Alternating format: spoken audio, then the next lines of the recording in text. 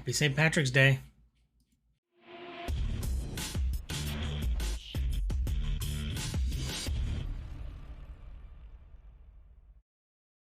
What up, viewers? What up? What up? Calc Soups here, and today is Friday, March 17th, St. Patrick's Day, and that means it's time for a quick recap of the week in video game news. Starting off with one of the biggest games that came out this weekend, or that is coming out this weekend, is the Resident Evil 4 remake. I say one of the biggest because Resident Evil 4 is probably top the number one slot for a lot of Resident Evil fans. So the remake is obviously going to do well. The Metacritic for it is my barometer for how well it's doing. It's got a 93 Metacritic, which isn't necessarily that impressive if you think back to 2005 when the first one came out and got a 96 Metacritic. So, remaking it and up-resing it, a 90 rated game probably going to still get a 90 rated game. I've been playing through most of the Resident Evil ones, considering Resident Evil 7 was my first Resident Evil. So I've been interested in kind of playing through the remakes. And so I'll probably pick this one up pretty soon to play through it, so you can get my thoughts on that. But if you have picked it up, let me know what you think down below. If you've played both of them, I'd really want to know kind of how they compare and contrast, because that's an experience I don't have, and be interesting to talk about down in the comments or on my Discord. Moving right along, the Diablo 4 Ultimate Edition got a breakdown this week. There was a small 1-minute trailer just talking about all the stuff you get in the Deluxe Edition, or in this case, Ultimate Edition of Diablo 4. Of course, you get your smattering of Blizzard-related DLC skins and all that across all the different Blizzard games you play, like a Murloc pet or something like that. So if you're interested in that kind of stuff, you'll also get that in the Ultimate Edition. But I think what most people are interested in is if you pre-order the Ultimate Edition, you get access to the beta, including this week's beta and next week's beta, which I will be playing right after this. And then you also get 4 days early access to the game that launches on June 2nd. So you'll be able to play it in May. You can claim that. So yeah. Like I said, I've already gotten into the beta, so I'll be playing that. But let me know if you pre-ordered and if you're playing this weekend as well. Redfall got a cool story. Arcane's Left 4 Dead-like got a cool story trailer this week. Kind of really emphasized the bosses, or at least I think this is the first time we've seen the bosses in the game, which makes me think that it will be a little bit more open world and not just checkpoint to checkpoint like a Left 4 Dead game is. You'll maybe be wandering around and encounter some creatures. In watching some of the gameplay, I thought I saw something that kind of hinted at boss mechanics, which should be pretty interesting. I think the Left 4 Dead bosses leave a lot to be desired as far as like mechanics, and if they've learned anything from like Destiny and how to make a pretty compelling boss fight, then I think that could be pretty interesting for Redfall and what I would consider a Left 4 Dead like, but maybe it's not. Maybe it's not. Am I wrong? Am I wrong to call Redfall Left 4 Dead like? Let me know down below. Total War Warhammer, which a game I've been very much excited for and have played quite a lot of, is finally getting a new playable race in the game. It has been quite some time since a new race has been added to kind of the Warhammer, ethos. So it's pretty exciting. The new race is the Chaos Dwarves. So imagine all of the sturdiness of a dwarf, but they're worshiping one of the 4 chaos gods. And yeah, that I think is gonna lend itself to some pretty cool stuff. There's also like mechs kind of being involved, because dwarves have very much steam-powered mech and armor. So it'll be pretty interesting to see how they interrupt the Immortal Empires campaign. So I think some of us might be interested in actually picking that up and seeing how they play. Moving right along, unfortunately, I have a bit of sad news, and I hate to be the bearer of bad news, but Lance Reddick, at the age of 60, passed away, I think, today. So would love a moment of silence for that.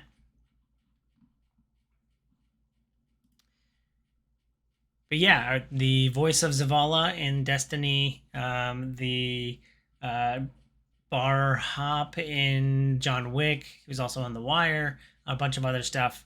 Yeah, he passed away. I think a lot of people. I saw a bunch of stuff on Twitter of people running up to Zavala and like saluting because yeah, he was a big part of the Destiny 2 or Destiny campaign as a whole. So yeah, really sad to see that had happened and at 60, I'd consider relatively young. So uh, articles I read said natural causes, but yeah, I was really surprised because I thought he was pretty young and healthy, and I was looking forward to all the more reason to go see John Wick 4.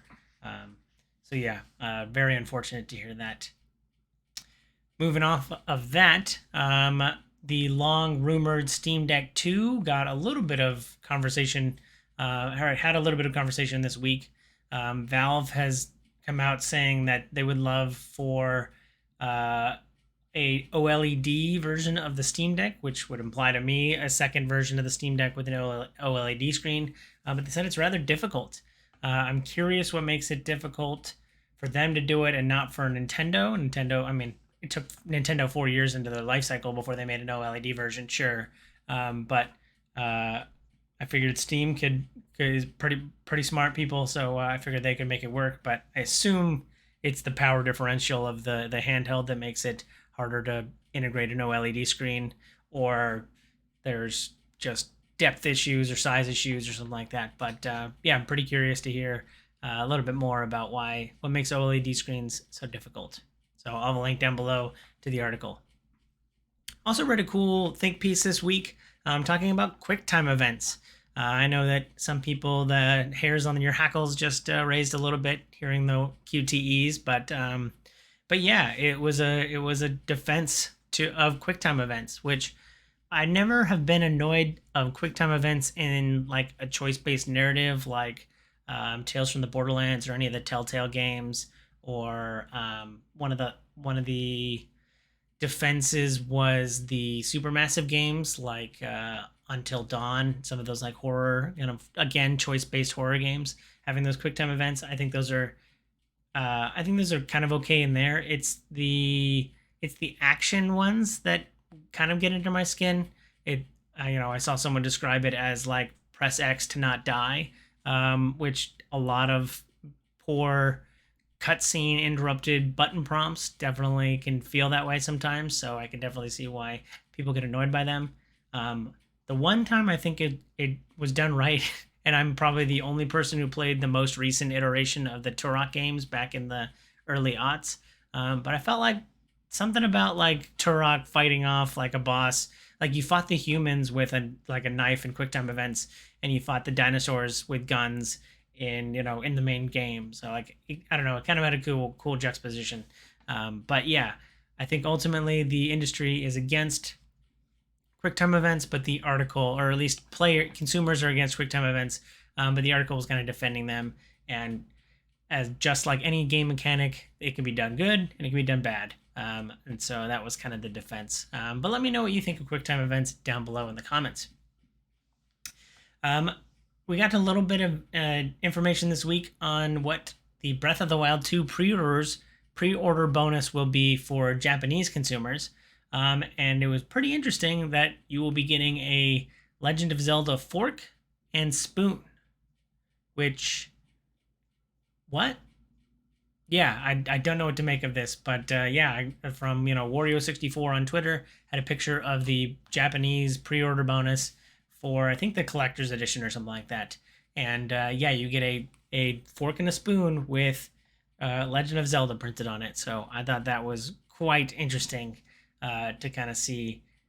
I kind of want them to just to have like put on a shelf somewhere that I have a Legend of Zelda fork and spoon, but not enough to pre-order a Japanese version of the game, a physical version of the game. So yeah, if anybody gets any extra Legend of Zelda forks and spoons, let me know. I'm really interested. Moving right along, another game that I am interested in that I got a little bit more information about this week was Remnant 2, the sequel to Remnant, the Dark Souls shooter that came out in, oh God, what was that, 2019? I think it came out in 2019, maybe even 2018. But a few years ago. And we got a trailer this week talking about how the game will release in summer. So I'm looking forward to playing that probably after E3 or Summer Games Fest.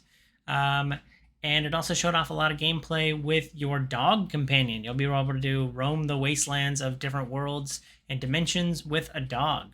All you dog meat fans will be able to survive Dark Souls esque bosses with a dog and a gun. So very Fallout esque now that I think about it. But yeah, I'm really curious how multiplayer is going to work with dogs. Are we going to have 3 players and 3 dogs, or is the dog just there when you're soloing? Which I could see that being helpful because solo play of Remnant was very difficult. So curious how that will work out. But happy to have a dog. Dogs always make games good as long as you can pet them. And last but not least for this week, got more information on the Tron game coming up. I think this was in the Nintendo Direct back in February, I think. But there was a Tron game coming out by Disney, and showed off a little bit more, or at least the article and trailer that I watched showed off a little bit more that it would be a choice-based narrative, which I like. I like Life is Strange and the Telltale games. So yeah, give me a choice-based narrative within the Tron universe with a few QuickTime events. Circling back to that, and yeah, I think I'll enjoy it. So I'm really interested to see what they do with the Tron game. The 3D assets look a little weird. The 3D art style, very Tron-like, but looked a little weird to me. So curious how that's going to work out. But that's it for this week. Let me know if you feel I forgot anything down in the comments or on my Discord. Otherwise, thanks for watching. I hope you enjoyed this content. If you do, please follow, like, and subscribe to me on YouTube and Twitch so you can see more great content like this. I'll have links down below in the description. Thanks again. I hope you have a super day. I hope you have a super weekend. And I hope you have a super day. Bye.